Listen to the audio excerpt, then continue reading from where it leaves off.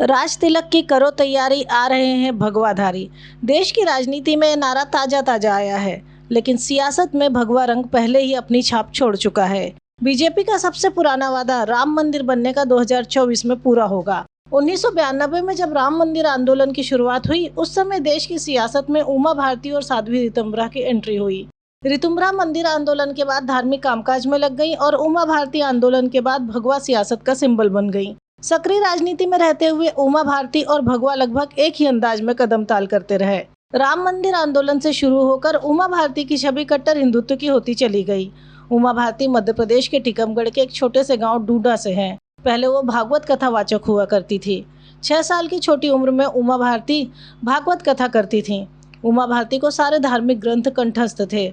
उसी दौरान राजमाता सिंधिया का स्नेह उनको मिला। उमा भारती सिंधिया राज परिवार से जुड़ी। राजमाता सिंधिया के साथ वे विदेशों तक भागवत कथा करने जाया करती थीं। सिंधिया परिवार से उनके रिश्ते के चलते उमा भारती के राजनीतिक जीवन की शुरुआत बड़ी जल्दी हुई। उमा भारती ने लोकसभा का पहला चुनाव 1986 में लड़ा और वो हार गई।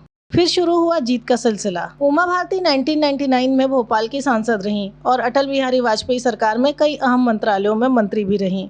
जब राम मंदिर का आंदोलन अपने चरम पर था, तब उमा भारती ने संघ और वीएचपी के साथ मिलकर राम मंदिर आंदोलन में बढ़ चढ़कर हिस्सा लिया।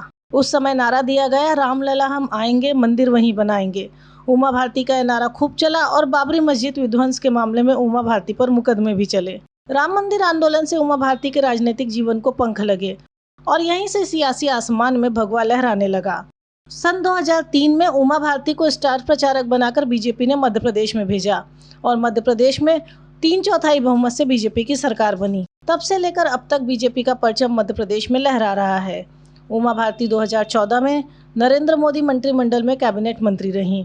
2019 में उन्होंने चुनाव नहीं लड़ा। उमा भारती शायद देश की पहली भगवाधारी नेता हैं। उसके बाद योगी आदित्यनाथ उत्तर प्रदेश के मुख्यमंत्री बने और राजनीति में नारा आया, राज तिलक की करो तैयारी, आ रहे हैं भगवाधारी।